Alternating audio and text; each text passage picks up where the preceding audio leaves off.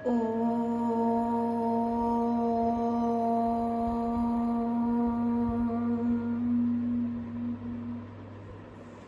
नमस्ते एवरीवन, मैं हूँ माँ प्रेम असीमा ओशो सन्यासी। आज का वीडियो मैंने बनाया है आप लोगों के लिए। लखनऊ कैंप है। ये 3 डेज़ का कैंप है लखनऊ में, मेरे घर पे ही है। 8, 9, 10 नवंबर को छोटे स्तर पे ही रखा है मैंने, छोटी सी गैदरिंग के लिए एज ए फ्रेंड, जैसे हम सब लोग इकट्ठा बातचीत करते हैं। तो इसमें अब आप लोगों की क्यूरियोसिटी है कि क्या होगा, किस लिए आपने ये कैंप रखा है। तो मेरा मानना ये है कि देखो, बड़े बड़े स्तर पे कैंप हर जगह हो ही रहे हैं। शिविर बड़े बड़े जो हमारे औषध जगत में गुरु हैं, टीचर हैं, बड़े बड़े स्तर पे वो ले ही रहे हैं कैंप। तो मुझे लगा कि क्यों ना मैं कुछ थोड़ा सा हटके सोचूं। एक होता है डूइंग, एक होता है बीइंग। तो मैं आप लोगों को इसका फ़र्क समझाना चाहती थी। मेरा ये मोटिव था कैंप रखने का। एक होता है कि हम कोई भी विधि कर रहे हैं, अब हम करेंगे कब तक। करने से आदमी थक जाता है। करने से आदमी में जितना आप करोगे उतना कर्ता भाव आता है। करने से हमारे अहंकार को पोषण लगता है। और एक्ट का अर्थ यही है, एक्ट आपको यही समझाता है, कर्ता आपको यही समझाता है कि आप अकर्ता को समझ जाओ, आप साक्षी भाव में ठहर जाओ, आप अपने अस्तित्व को पहचान लो कि आप हो कौन। मतलब कहने का ये भाव अगर साधारण भाषा में समझाऊं कि आप अपने बीइंग में आ जाओ, आप अपने होने में आ जाओ। आपके भीतर जो खुदा है आप उससे जुड़ जाओ, आप उसको पहचान लो, आप उसके साथ एक वननेस की फीलिंग में आ जाओ। लेकिन जब तक हमें ये लगेगा ना कि हमें मेडिटेशन के नाम पे कुछ करना ही है, कुछ करना ही है, तो ऐसा होता है कि वो आपकी लत बन जाती है। फिर जैसे कि पूजा पाठ होता है कि सुबह हमें उठ के नहा धो के पूजा करनी ही है। अगर नहीं करी तो हमारे अंदर गिल्ट भर जाता है, पाप भर जाता है। मतलब कहीं ना कहीं हमें कमी लगती है कि यार आज मैंने पूजा नहीं की तो पता नहीं मेरा दिन कैसा जाएगा। कि अरे बहुत दिन हो गया मैंने मेडिटेशन नहीं किया, मेडिटेशन नहीं करूँगा तो मतलब एक फियर क्रिएट हो जाता है भगवान को लेकर। जो हमारे अंदर परमात्मा की छवि है उसको लेकर फियर क्रिएट हो जाता है कि हम उसकी पूजा नहीं करेंगे, हम उसको याद नहीं करेंगे, या हम मेडिटेशन में नहीं बैठेंगे तो हमारा भला होने वाला नहीं है। तो ये जो सारी धारणाएं, ये जो सारे मिसकॉन्सेप्ट, हम गलत धारणाएं अपने भीतर इकट्ठी करते रहते हैं धीरे धीरे, तो इनको मुझे डिसॉल्व करना था, इनको मुझे पिघलाना था, इनको मुझे गायब करना था, वैनिश ख़त्म करना था आप लोगों के भीतर से। तो एक कॉल मेरे पास आई थी, स्वामी जी थे एक, तो उन्होंने कहा कि अरे ये कैंप तो बिगिनर के लिए होगा ना, जिनकी शुरुआत है। मेरे को तो बहुत समय हो गया मेडिटेशन करते करते, मैं तो बहुत बड़ी बड़े सन्यासियों से के कैंप अटेंड कर चुका हूँ। तो उनसे बात करके तो खैर मैंने रख दिया फ़ोन। फिर मैं बाद में सोचने लगी कि मेरे कैंप का क्या उद्देश्य है, मैं क्यों लोगों को इकट्ठा कर रही हूँ, मैं क्या समझाऊंगी लोगों को। तो देखो, जो बिना करे नहीं रह सकते ना, मेडिटेशन के नाम पे, स्पिरिचुअलिटी के नाम पे, जो निचले टिक्के नहीं बैठ सकते, जिनको भागना दौड़ना ही है, जिनको कुछ करके दिखाना ही है, जिनको कुछ बड़ा करना है, तो वो मेरे कैंप में ना आए। क्योंकि मेरा कैंप है आपको डूइंग से, मतलब आपको बीइंग में ले जाना। अगर आप बिना करे नहीं रह सकते, मेडिटेशन विधियाँ, थेरेपी आपको करनी है, तो उसके लिए आप मेरा कैंप ज्वाइन मत करो। उसके लिए आप बहुत सारे फैसिलिटेटर हैं, करवा रहे हैं मेडिटेशन, आप उनका अटेंड करो। लेकिन अगर 3 दिन आप शांति से बिना कुछ करे रह सकते हो, सिर्फ जो आपका जीवन है, अगर आप चाहते हो कि जो मेरा घर है वही मेरा आश्रम हो जाए, बजाय कि आप 6-7 महीने में या 3-4 महीने में जाओ बाहर, 3 दिन कैंप अटेंड करो, फिर भी आपको वापस घर पे ही आना है, तो क्यों ना हम अपने घर को ही आश्रम बना लें। किसी दूसरे को पूजना बहुत आसान है, किसी दूसरे को गुरु बनाना बहुत आसान है। भगवान के नाम पर मंदिरों में जाके या कहीं और जाकर प्रसाद चढ़ाना, पूजा करना बहुत आसान है।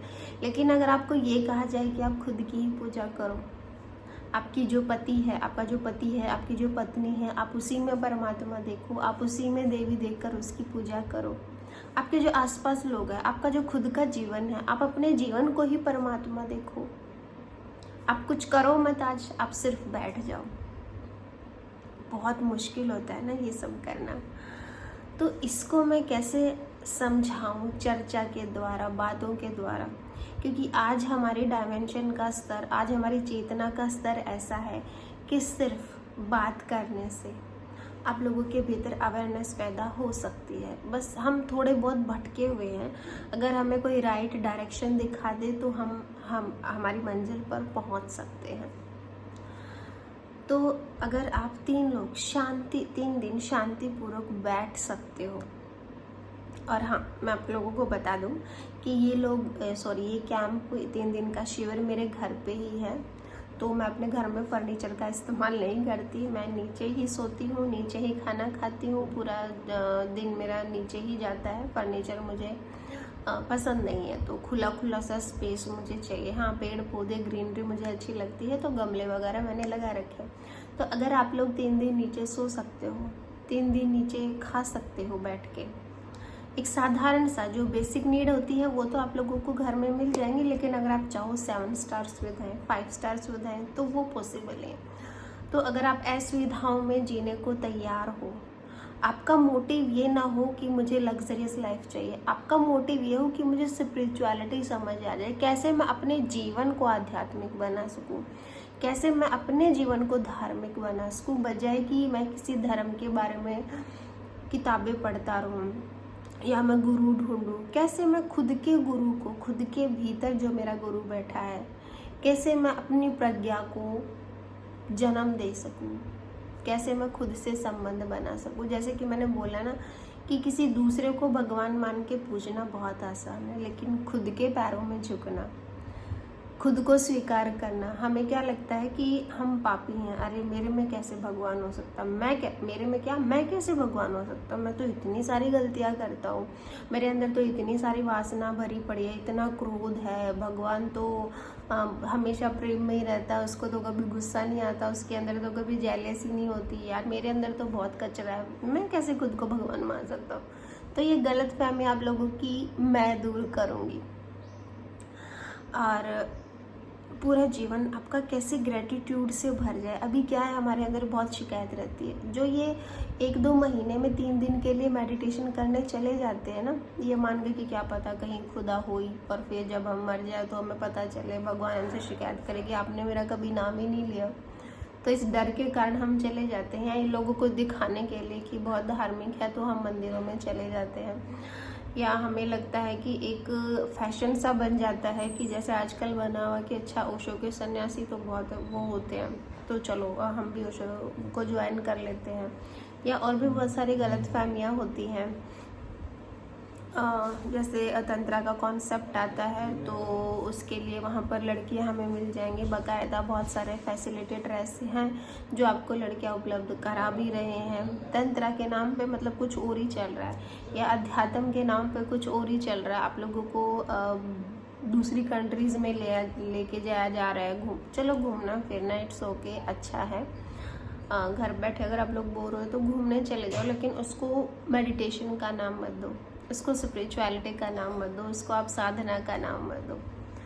साधना आपको कहीं बाहर भटकने से नहीं समझ आएगी। अगर आपको समाधि का अर्थ समझना है, अगर आपको धार्मिकता का अर्थ समझना है, अगर आपको आपका खुद का अर्थ समझना है, खुद के जीवन को समझना है, तो आपको अपने भीतर उतरना पड़ेगा।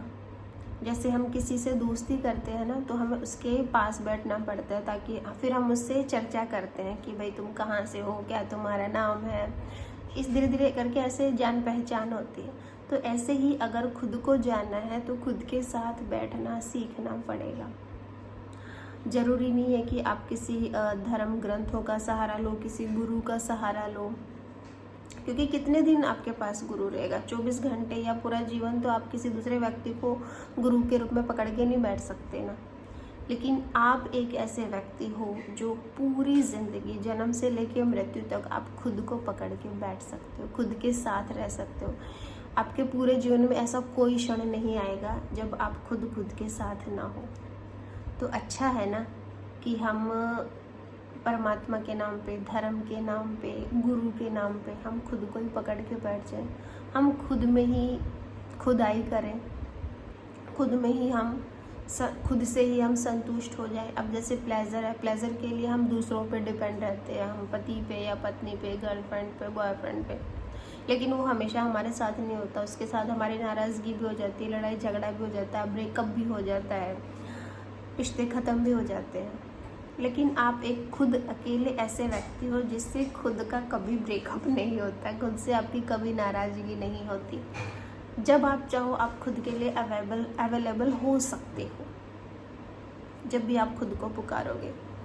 तो अच्छा ये नहीं होगा कि अगर आपको कभी मोटिवेशन चाहिए लाइफ में कि मैं बहुत मतलब नीचे गिर रहा हूँ मैं और मुझे किसी का साथ चाहिए, अब किसका साथ पकड़ोगे?